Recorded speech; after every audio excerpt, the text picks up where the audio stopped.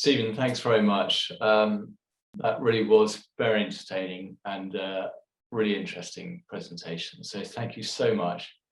I am going to jump in with the first question, actually.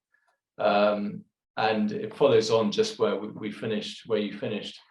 So Stephen, Elon Musk and Jeff Bezos, two very different characters. And clearly very different approaches to running a space company. Which approach do you think is the best for a successful space company? Brash Musk or reserve Bezos? Okay, I would say, and you're going to hate this answer, Simon, both. You need both. Competition is a wonderful thing. And the fact that you've got two such extreme styles means that, hey, you've got to get the benefit from both. And it is the tortoise versus the hare. Bezos is unstoppable. He will do what he's done with Amazon in terms of logistics. He'll do the same in space, and it will be steady, and that's just the way he operates. Whereas Musk is going to have explosions and failures. He's had one this afternoon. His Mars rocket, not going to Mars, but a test rocket, exploded this afternoon. And I was just watching his tweet. It's like, oh well, we've got another one ready to come out next week. Let's have a go with that one. Yeah. And he's not stupid. That's what I find. So many people sneer at him and say, he's a stupid little boy, he's out of control, he should be stopped. All the stuff you saw in the video. He's just a very differently driven person from Bezos. And he ain't stupid. I was talking to an aerospace engineer, worked for one of the companies in ABC, actually. And he said, I met Musk in the early days of SpaceX. And after the meeting, I fell about laughing out of his presence about how stupid he was and how little he really knew about aerospace. He said, I got invited to a meeting 12 months later, and I walked in and I felt stupid. I could not believe how much this man had learned about materials, jet engines, thrust, the ballistics, everything in 12 months. And he put me to shame. And after the meeting, I came out of that meeting looking really dumb. 12 months. He's a driven individual, so he ain't stupid and he isn't childish. So in answer to your question, both. Thank you. We've had one question's just popped up. I've got a few more which have been submitted earlier, but this one's bearing in mind SpaceX are now carrying out NASA missions. Yep. What do you foresee the risks when it comes to clash of culture? Yep, and this is a good one. If there's going to be a defining moment for Elon Musk, it'll be when he has his first fatality. Now, that's an awful thing to say, but it will happen. And, we're aircraft builders, you build airplanes, they will crash. We hope, not many of them, but that's just what happens because you're pushing technology and the unforeseen happens. So it will happen in space. And how his reaction will be interesting. That'll be a test of the mettle of the man. I suspect he's already very worried about that, apparently. So rumor has it, he gets really very agitated before a launch, goes around, and in his own inimitable style, shouting at people, anybody that will hear, I don't, the company does anyone know any reason why we shouldn't go with this rocket? Any reasons why, it's not safe or it might blow up? So he is getting worried that being at the head of a nice big organization now, of course, it's very difficult to get information to the top, as NASA discovered, and that's how they had their series of accidents. So that will be, a measure of the man. How well will he deal with that? Now, again, I did this to my MBAs a while ago, and one of them said, well, he should be stopped if that's the case. Really? I think the astronauts are aware of the risks that they take. And it's like Neil Armstrong, and he was asked what he personally thought was his chances of coming back from the moon on that mission. He reckoned 50-50. And people said, you must be mad to have gone. He said, no, because it was my dream. And there we come into neural diversity, all those wonderful things. At the moment, we've got a culture that tries to create cookie cutter employees. This is the way we like our cookie, this is the distribution of people. That's where we want them, in the middle. That's the sort of person we want. Huge mistake. And now a lot of companies I work for are looking for outliers that would look at risk in a different way, look at benefits in a different way, so that if the market changes, they'll be ready to deal with it. And I would suggest that Musk and Bezos are outliers to the normal distribution in aerospace. But yep, there will be an accident one day. It is inevitable. Space is very, very unforgiving. Thank you. We've got two questions on Virgin Galactic. So the first one is, how does Richard Branson and his plans with Virgin Orbit, Virgin Galactic, fit into this new world? Okay. Now, Richard, I used to work with him. He's one of, again, a risk taker. He also enjoys all the celebrity of it, and he was one of the ones that really, went for the X Prize as it was at the time, and was, really instrumental in creating a buzz around space. Now, what he's doing is basically what we call an up and down, and I know a lot of you know all about this, but let's just do 101 stuff. You can shoot rockets up in the air and then they come straight back down again. And you can go into the lower end of space and float around for a few minutes and then you come back down again. The clever stuff is to be able to go up and go round, as they say, so orbital. Now, he's not going orbital, he's going for the up and down, and there's nothing wrong with that. And a whole lot of celebs and rich people will go up and float around and say, at the dinner party, I've been in space. The real stuff is going to be the orbital stuff, but I'm not knocking what Richard's doing, and Bezos will do some of that. I'm sure Elon Musk will as well, a bit of space tourism, because it gets it all going. You look at the aerospace industry, in the 1920s, all the celebs, piling into airplanes for the first time, because it was seen as, a risky and interesting, a new thing to do, something to boast about to your friends, perhaps. And so that side of it, it's all good stuff, and it's pushing the frontiers, and they're learning about composites and engines. So I'm not knocking it at all, but mostly, space tourism. It's the industrial side that kind of interests me. It's be bigger money, as they say. Okay, so the next question. So this is from Ray in Kent. He's registered to go on the galactic flight. ... Good idea? Yes, absolutely. And well done, Ray. I join it as well. Again, we're talking about neurodiversity and risk. I would do it. And, I know the risks, and, would I do it 50-50? Probably not. Would I do it 1 in 100? Yeah, I would. And, don't tell my wife, as they say, or perhaps she'd be looking at the insurance. But, hey, we are all wired differently. I've always wanted to go into space. I've always been fascinated by it, as is Elon Musk and as is Jeff Bezos, and as to a certain extent is Richard Branson. So it's horses for courses. And so, Ray, yep, I'm with you. If you can get a spare ticket, I'm with you, okay?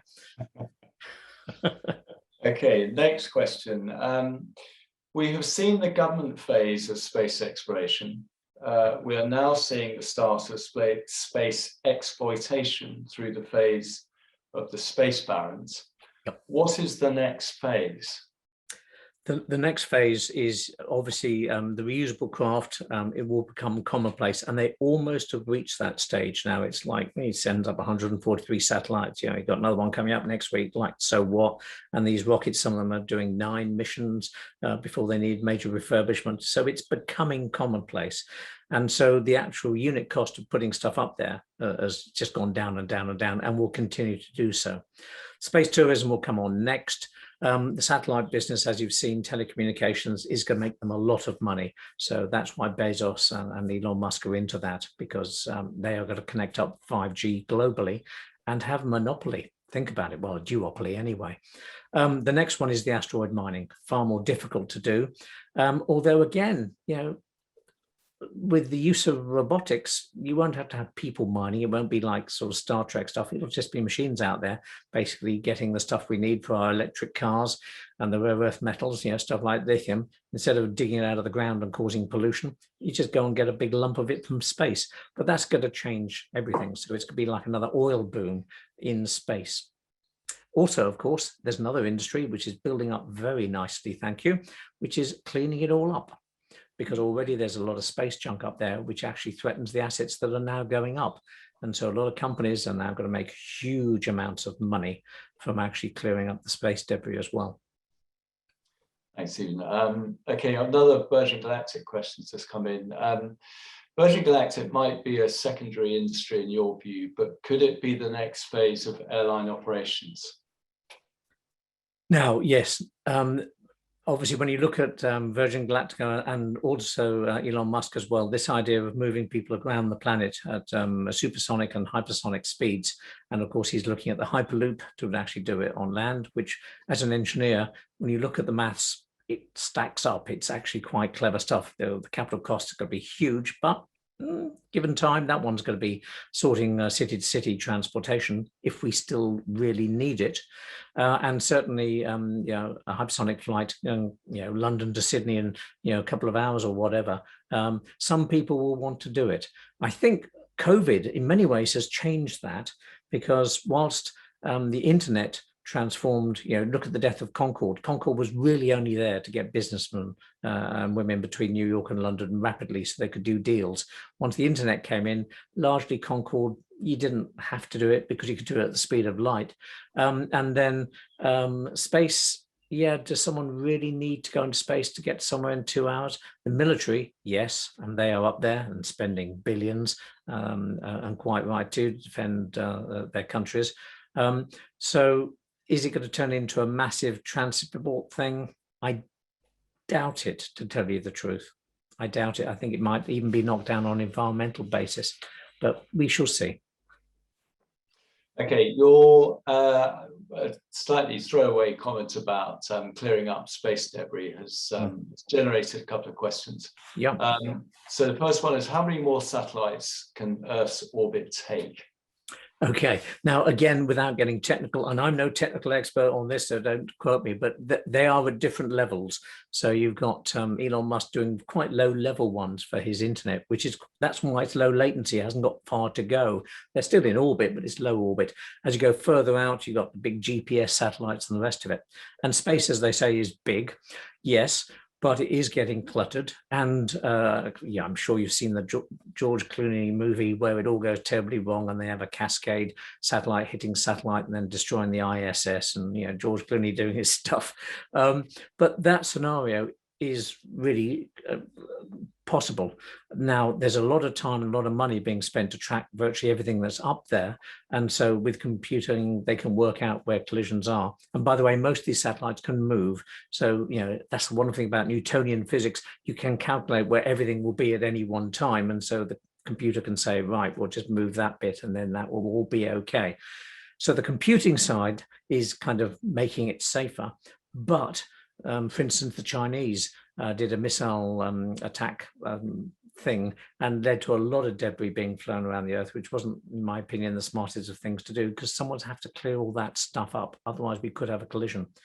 And, this is doomsday stuff. I don't want to, especially with COVID, but if we had that situation and all the GPS satellites went down, we're finished. Think about it. This would stop. Your phone would stop.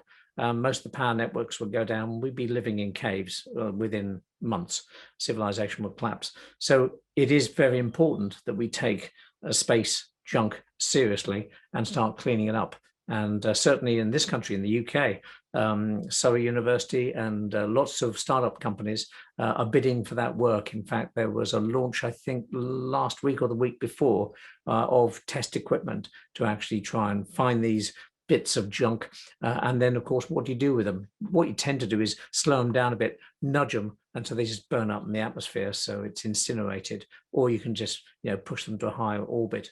But all of these techniques are being looked at, and it will, I'm sure, be a major industry for a lot of players. It's very clever maths. Okay, so we're getting close to wrapping up, but I'm going to squeeze in a couple more questions. Please do, Simon. So who's going to pay for this, the cleanup? The cleanup, basically, it will be the industry itself, because the industry is going to get to the point where it will become uninsurable if there's too much uncontrolled junk up there. No one's going to insure any satellites anymore. And communications companies and everything else will start to clean it up for their own self-interest. And of course, there will be governments and possibly the United Nations eventually stepping in and saying, thou shalt. So a bit like we're beginning to grow up now with the environment, we're beginning to actually make sure that producers clean up their mess, and that taxation actually has some inbuilt revenue streams to actually clear up the pollution that we cause. So it will be market-led as opposed to the great and the good, but a combination of the two, because it's big money and you can't do it on a charitable basis, and it can't be done on a government basis. It has to be done hand in hand with industry, and therein lies a phenomenal opportunity for basically your industry. Okay, so very quickly, because we are right, well, we've pretty much run out of time. So just before I hand over to Joe, one last question. What are the Chinese and Russians doing? Can you give an opinion on how they're developing against Elon and Jeff? Yep, purely They opinion. have different aims. The Russians, just basically a shortage of funds. Everyone sees them as big bogeymen. I do work out there. I've worked out there for the last 10 years doing lectures for the MBA school. And they haven't got the financial muscle to actually compete. They're good, they're very good, and their technology is incredibly reliable, and their space industry is well developed, but they're not moving at the speed of, shall we say, the capitalist boys of Elon Musk and Jeff Bezos. The Chinese, Bezos, I thought, was secretive about Blue Origin. He's opening up now, but the Chinese are very, very secretive about theirs. Their technology, what they have and what they haven't got. I think they're having to play catch up, but hey, never underestimate the Chinese. They have the largest economy on planet Earth, and if they choose to focus it on space exploration, they are going to do very well indeed. Stephen, thank you very much indeed.